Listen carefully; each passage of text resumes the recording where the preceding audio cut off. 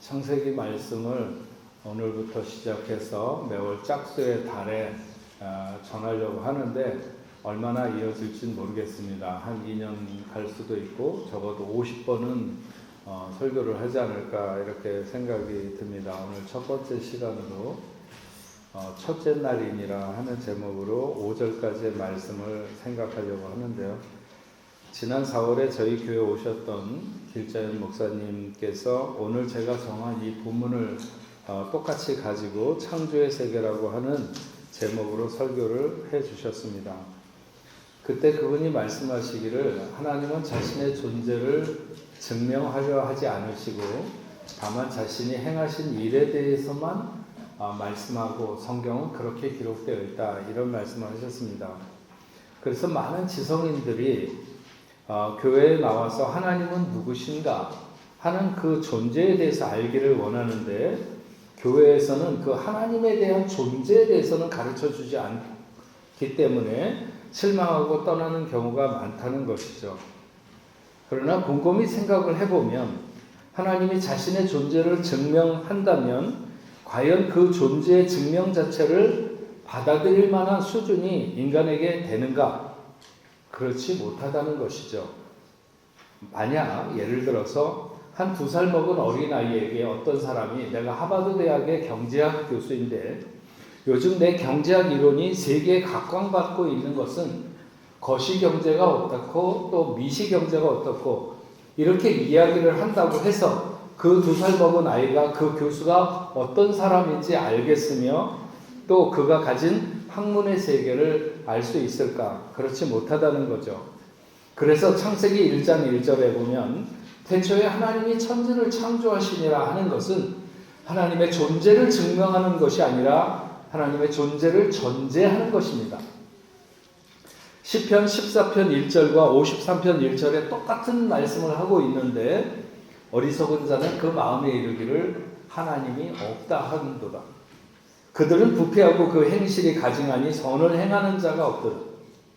분명히 하나님을 없다고 하는 성경에서 말씀하고 있는 그 전제를 믿지 않는 자들은 어리석은 자들이라고 말하고 있고 이를테면 아직 그것을 알만한 수준에 미치지 못한다고 규정하고 있는 것입니다. 케플러라고 하는 어떤 천문학자가 있었는데 이 사람은 하나님을 잘 믿는 매우 신실한 사람이었습니다. 그에게 하나님의 존재를 부인하는 친구가 한 명 있었습니다. 그 친구의 의견에 따르면 우주는 어떤 기계적인 질서에 의해서 우연히 생겨나게 된 것이다. 그러니까 그 친구인 케플러는 이 우주는 하나님의 창조물이라고 했고 그 친구는 아니야. 어떤 궤도 안에서 가장 우세한 힘을 가진 별이 다른 별들을 지배함으로 생겨난 우주의 법칙에 불과한 거야. 태양계란 그 자체의 힘으로 생성된 것이지 누가 만들어낸 것이 아니야. 이렇게 말을 했습니다. 아무리 케플러라고 하는 친구가 설명을 하려고 해도 그 친구, 믿지 않는 친구의 생각에는 변함이 없었습니다. 하지만 그래도 어떻게 해서든지 친구에게 하나님이 우주의 창조자이시며 주관자라고 하는 사실을 설명해 주고 싶었던, 깨닫게 해주고 싶었던 거죠. 그래서 그가 궁리를 하다가 태양계의 모형을 만들기로 했습니다. 그래서 우주에 떠있는 수성이라든지 금성, 지구, 태양 이런 것들을 별들을 실제 비례해서 이렇게 작게 만들고 심혈을 기울여서 만들어 가지고 거기에 색칠까지 이렇게 다 했습니다. 그리고는 그것들이 태양을 중심으로 해서 이렇게 서로 돌아갈 수 있도록 그렇게 연결시켜 놓았습니다. 그러던 어느 날 이 친구의 케플러의 천문학 관측소를 방문한 그 친구는 이 아름다운 태양계의 모형을 보고 매우 감탄을 합니다. 야, 정말 아름답군. 이 근사한 모형을 누가 만든 거야? 그러자 조용히 그리고 침착하게 그 친구는 말했습니다. 아무도 만들지 않았어. 저절로 만들어진 거야. 그랬더니 그 친구가 매우 어이없다는 듯이 그에게 말했습니다. 그런 엉터리 같은 말이 어디 있어? 어서 말해봐. 누가 만들었어 이걸? 자넨가? 그러자 그 케플러는 친구의 어깨에 손을 얹고 진지하게 말을 합니다. 여보게, 자네는 지금 이 작은 장난감이 결코 저절로의 힘으로 만들어질 수 없었다고 얘기를 했는데, 하지만 이것은 자네가 저절로 생겼다고 믿는 그 진짜 우주에 비하면 정말 아무것도 아닌, 그냥 쉽고 쉽게 망가질 수 있는 작은 모형에 불과해. 이 보잘것없는 장난감도 누가 만들지 않고는 결코 있을 수 없다고 믿는 자네가 어떻게 이 거대한 우주에 대해서는 그냥 저절로 혼자 만들어졌다고 그렇게 생각하는가? 여전히 하나님의 창조설을 믿지 못하고 고철을 하늘로 던졌더니 시계가 만들어져서 떨어졌다는 식의 우연을 믿는 사람들이 세상에는 가득합니다. 하나님의 존재를 믿고 그의 창조물을 믿는 것이 쉬운 일이라고는 절대 말하지 않습니다.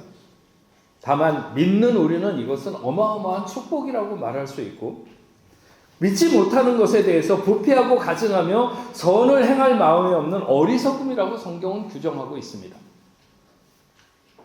여러분, 창세기 1장 1절에 태초에 하나님이 하실 때에 이 하나님은 엘로힘입니다. 엘로힘. 창조주이며 구속자이시죠. 창세기에 내내 사용되고 창세기 1장에만 32번, 구약 전체는 약 2500번 정도가 사용되고 있는 하나님의 이름이 엘로힘입니다.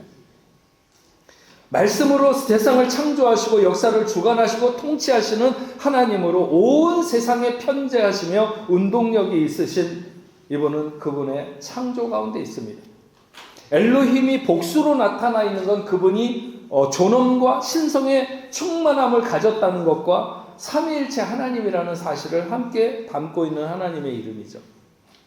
우리가 여호와 하나님이라고 하는 말을 많이 하는데, 여호와란 언약을 지키는 자, 택한 백성을 구속하는 자라는 의미로 쓰여졌고, 하나님이라고 하는 엘로힘은 그 하나님의 주권과 능력이 강조될 때 이 엘로힘이라고 하는 하나님의 이름이 사용되었습니다.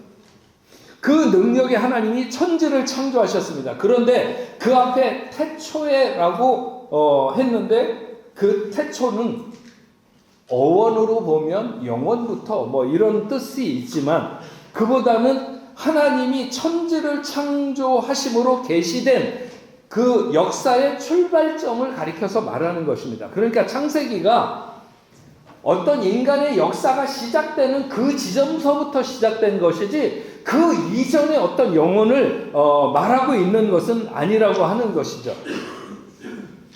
하늘과 땅, 천지를 창조하셨다고 그랬는데, 지구를 뜻하지만 지구를 포함한 은하계가 자리 잡고 있는 온 우주를 가리켜서 하나님이 창조하신 세계를 말씀하는 것입니다. 창조하시니라. 이 창조에 대해서 세 가지 단어를 사용합니다.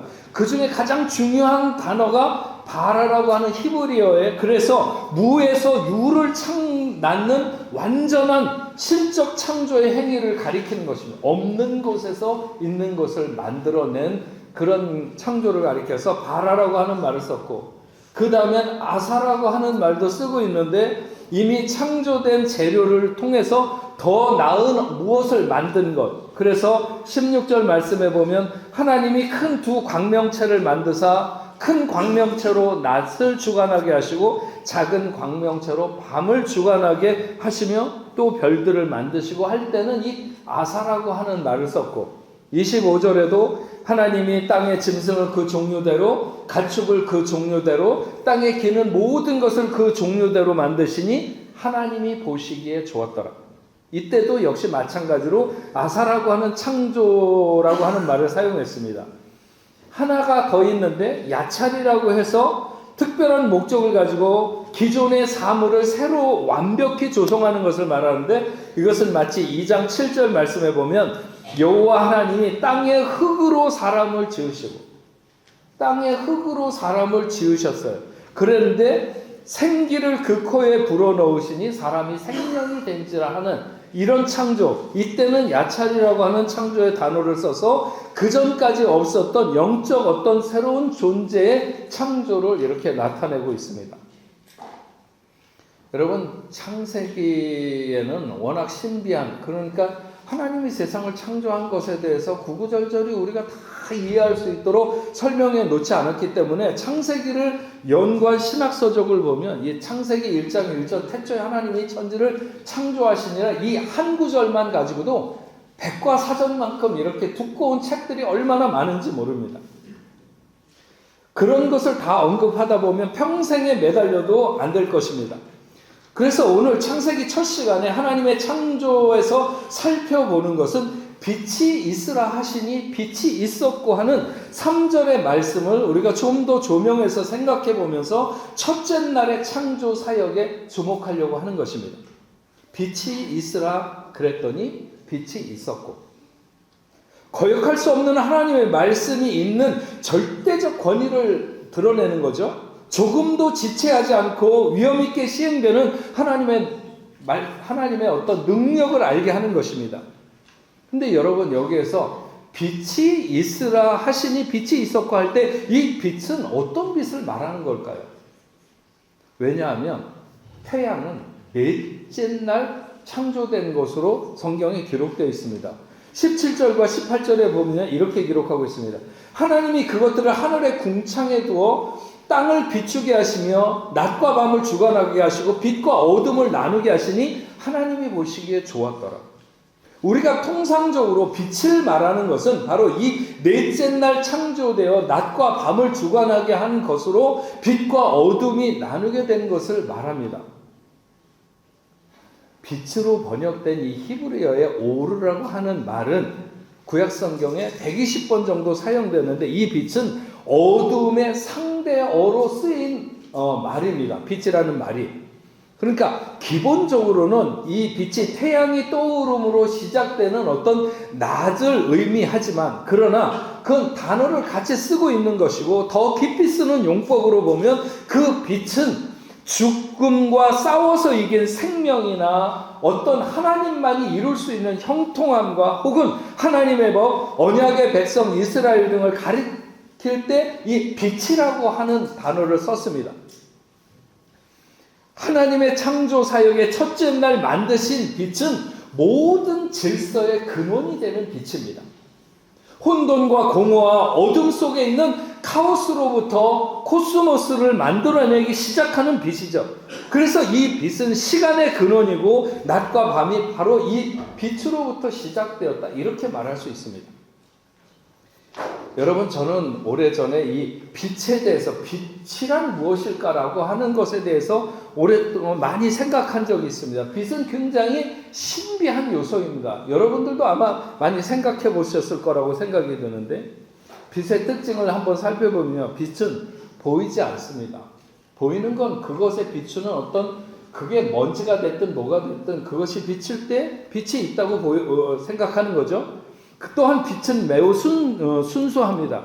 산천초목 모든 것들, 또 공기까지도 오염되지만 빛은 오염되지 않습니다. 빛은 신속하죠. 빛은 그 정체가 신비합니다. 우리가 다소 빛에 대해서 알고 있는 듯 싶지만 그 정체와 형성 과정에 대해서는 우리가 정확하게 잘 알지 못합니다. 빛은 세상의 만물에 자신을 아낌없이 공급합니다. 마치 하나님의 사랑처럼. 빛은 직선 운동을 합니다. 하나님의 정직과 신실함처럼. 빛은 만물의 위에 두루 비칩니다. 선인과 악인을 가리지 않고 자비와 관용을 베푸시는 하나님의 관용성처럼. 하나님이 빛이 있으라 하셔서 있게 된 그 빛은 단순하게 밝음과 어둠을 나누는 그런 빛을 넘어서 혼돈과 공허와 어둠을 가르며 있게 된 하나님의 광채와 같은 것이고, 그것이 넷째 날 우리에게 좀 더 구체적으로 드러날 수 있는 낮과 밤 같은 것으로 세분화된 것으로 우리는 생각할 수 있습니다. 여러분, 로마서 13장 11절 이하에 보면 이런 말씀이 나와 있습니다. 또한 너희가 이 시기를 알거니와 자다가 깰 때가 벌써 되었으니 이는 이제 우리의 구원이 처음 믿을 때보다 가까웠습니다. 밤이 깊고 낮이 가까웠으니 그러므로 우리가 어둠의 일을 벗고 빛의 갑옷을 입자. 여러분, 이 빛의 갑옷이 뭘까요? 빛의 갑옷을 입자 그랬는데 빛의 갑옷이 뭐예요? 화려한 조명을 받는 그런 사람이 되자는 말일까요? 제가 이번에 튜니지에 지난주일에 갔었잖아요. 거기 갔을 때 어거스틴의 어머니 모니카가 자기 자식을 위해서 눈물로 기도하던 곳, 그곳이 있습니다. 제가 예전에도 갔었지만 이번에도 갔을 때 거기를 갔었는데, 이 어거스틴이 쾌락을 쫓고 심지어 도둑질을 하고 결혼하지 않은 여자와 동거해서 사생활을 낳고 그런가 하면 이단에 빠져 있고, 어쨌든 총체적으로 굉장히 문제였습니다. 하지만 눈물로 기도한 자식은 망하지 않는다고 하는 성 암브로시우스의 말처럼 그의 어머니 모니카의 기도는 응답되어서 이 어거스틴이 32살 때 회심하게 되죠. 근데 그의 고백록에 보면 이렇게 쓰여져 있습니다. 내용은 깊숙이 숨겨져 있는 내 인생의 비참함이 그대로 내 눈앞에 드러났고, 강한 폭풍이 내 영혼을 흔들더니 내 눈에서는 눈물이 폭우처럼 쏟아지기 시작했다. 그때 갑자기 이웃집에서 한 음성이 들려 내 귀에 들려왔다. 집어들고 읽어라. 집어들고 읽어라. 나는 급히 성경을 펴들고 읽었다. 그랬더니 거기에 나오는 그 구절이, 낮에와 같이 단정히 행하고 방탕과 술 취하지 말며 음란과 호색하지 말며 쟁투와 시기하지 말고 오직 주 예수 그리스도로 옷 입고 정욕을 위하여 육신의 일을 도모하지 말라. 로마서 13장 13절 14절 말씀인데요. 그러면서 광명한 확신의 빛이 내 마음을 비추었다. 이렇게 그의 고백록에 적고 있습니다. 여러분, 하나님의 빛, 이것이 성도가 입어야 되는 갑옷인 줄로 믿습니다. 질서가 잡히지 않는 삶, 미궁 속에서 헤어나오지 못하는 삶, 중독에 빠져 있는 삶, 가치관이 무너진 태도, 목적도 방향도 상실한 삶, 무엇이 그 인생을 바로 세울 수 있을까요? 하나님의 빛, 그 빛만이 인생을 그 미로에서 벗어나게 인도할 수 있을 것입니다. 그래서 우리는 그 창조의 첫날 빛이 있으라 하시니 빛이 있었고 하는 그 빛의 은총을 누리게 되는 것이죠. 하나님이 보시기에 좋았다. 창조의 기사에서 7번이나 언급된 이 말은 원래 의도하셨던 대로 창조된 여러 피조물에 대해서 기쁨으로 승인하는 하나님의 어떤 인준 행위와 같은 것입니다. 좋았더라. 이 좋았더라가 히브리어로 토브입니다. 토브. 우리가 일부 예배에서 이 그 토브 섬김이 뭐 이렇게 토브 예배 섬김이라고 그러는데, 이 토브가 좋았더라, 놀라운 혹은 완벽한 그런 아름다움을 뜻하는 말이죠. 예. 하나님이 보시기에 정말 좋을 만큼 완벽하고 아름답고 놀라운, 결국 그것은 우리가 빛의 갑옷을 입는 것입니다.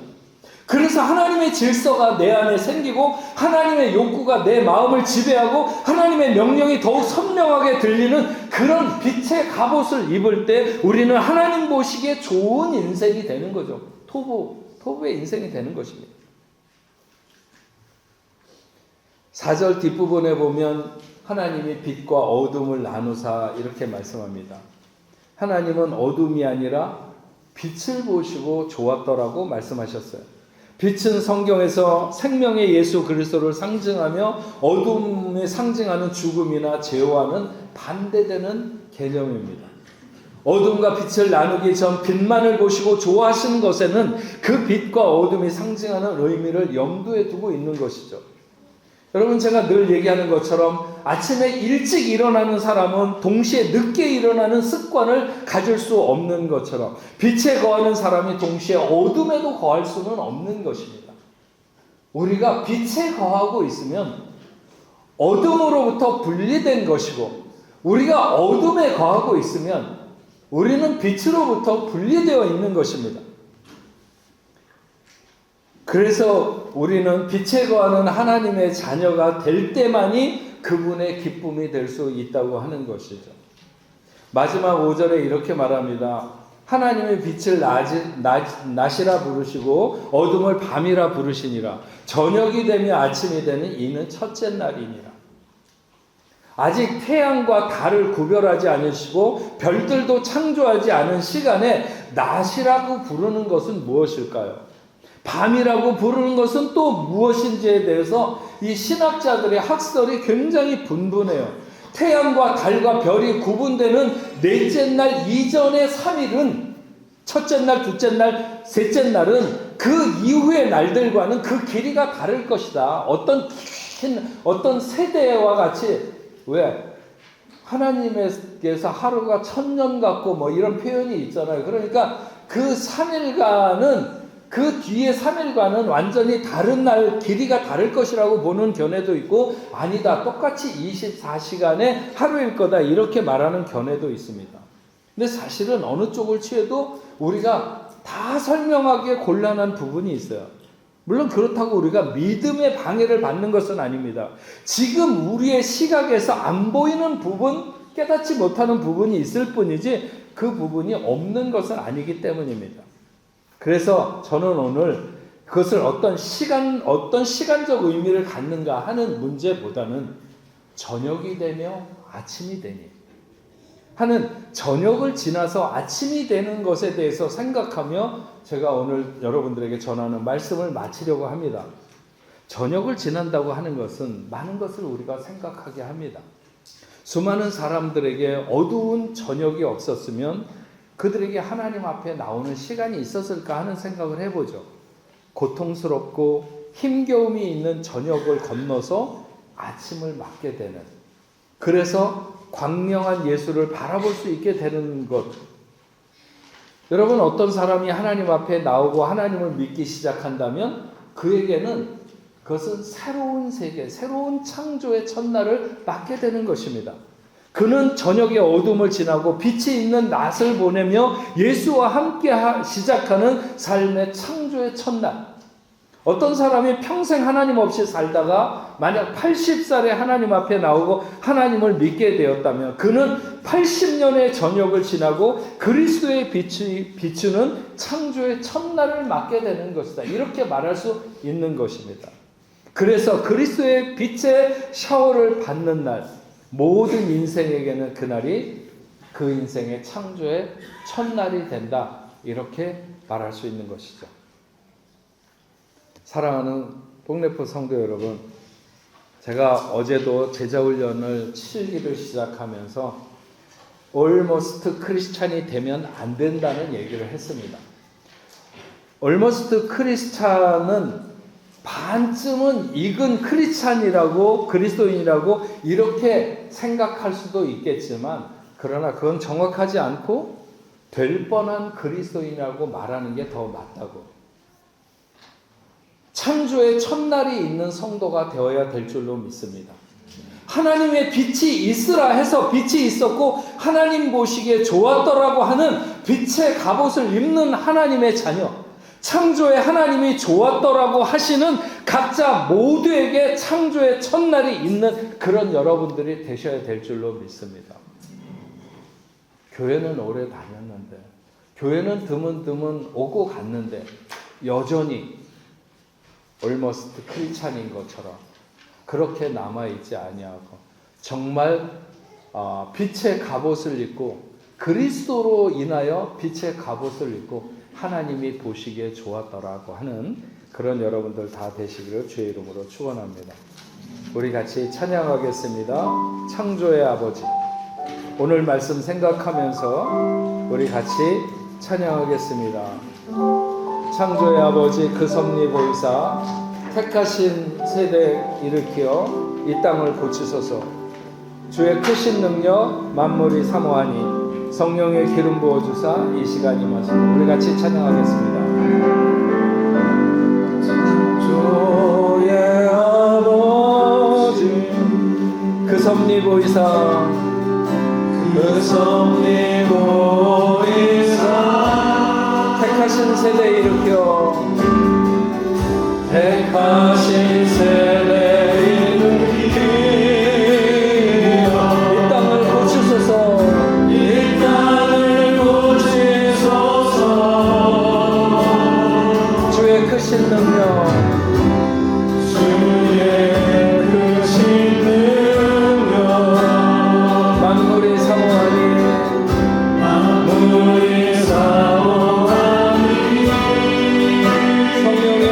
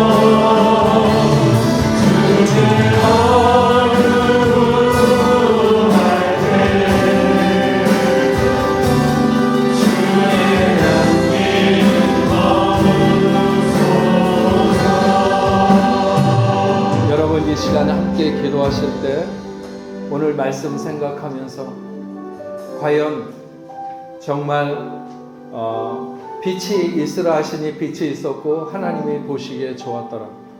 그 빛이 오늘 우리가 그 빛의 갑옷을 입은 자녀들인지, 그래서 빛에 속한 자녀들인지 어둠에 속한 자녀들인지 오늘 다시 한번 내가 이 땅 중에서 이 혼돈과 어두움과 또 수많은 죄악이 관영한 땅에서 빛의 자녀로 살겠습니다. 빛의 갑옷을 입고 살겠습니다. 결단하는 여러분 되시기 바랍니다.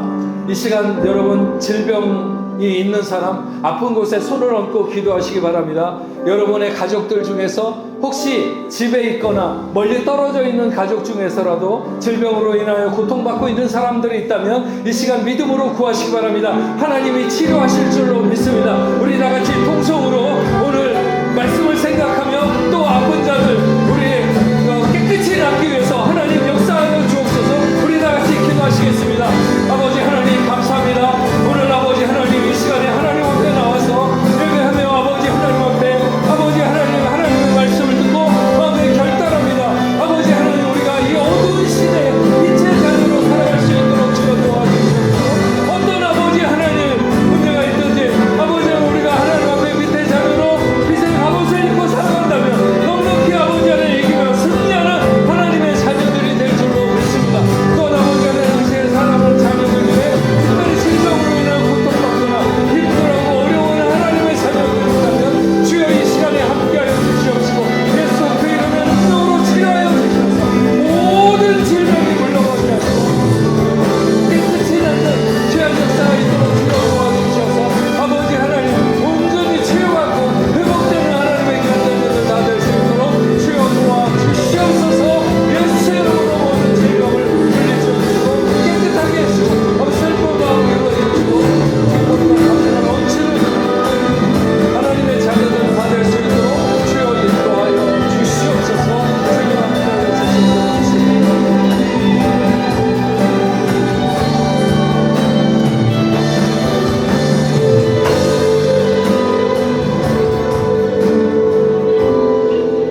전능하신 아버지 하나님 감사합니다. 오늘 이렇게 주일 예배에 하나님 앞에 나와서 예배하고 돌아가는 당신의 사랑하는 귀한 자녀들에게 함께 하시되 마음의 결단이 있게 하여 주옵소서. 빛의 자녀로 빛의 갑옷을 입고 하나님이 보시기에 좋았더라 하고 하는 그 창조의 첫날이 저들의 생애에 모두 있는 그런 하나님의 자녀들 다 될 수 있도록 인도하여 주시옵소서. 아버지 하나님 특별히 질병이 있어서 하나님 앞에 기도하는 당신의 사랑하는 자녀들 아버지 하나님 함께하여 주셔서 이 시간 당신의 자녀들 중에 질병으로 인해 고통받는 자녀들 있습니까? 남들의 눈에 드러난 질병도 있겠지만 자기만 알고 있는 이런 괴로움과 아픔이 있는 성도도 있을 수 있습니다. 어떤 질병이든지 주님이 이 시간 간절한 마음으로 기도할 때 오늘 우리에게 다가와 주시옵시고 아버지 하나님 우리의 죄가 우리의 질병을 낳았다 할지라도 이 시간 용서를 구하오니 전능자의 그 능력 어린 손으로 우리를 치료하여 주시고 회복시켜 주시옵소서. 우리가 건강해서 마음껏 뛰며 하나님 앞에 영광 돌리며 감사할 수 있는 저희가 되게 하여 주시옵소서.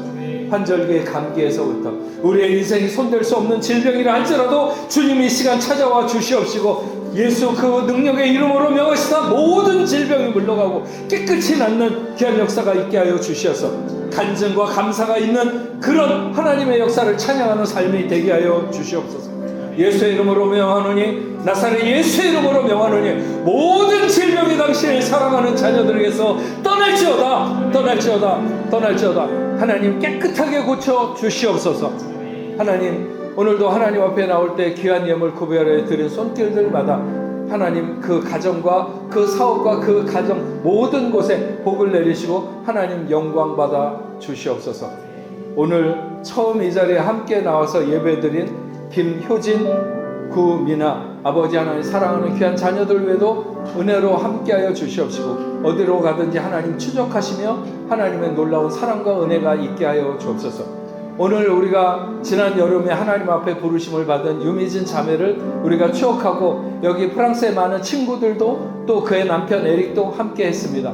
아버지 하나님 저들 마음에 슬픔을 지워주시고 즐겁고 행복하고 기쁜 그런 추억이 저들에게 자리할 수 있도록 주여 도와주시옵시고, 특별히 에릭에게 하나님 정말 삶을 잘 이길 수 있는 힘과 능력을 부어주셨기만을 간절히 바라옵고 원합니다. 돌아가는 발걸음 모두에게 하나님 함께하여 주옵소서.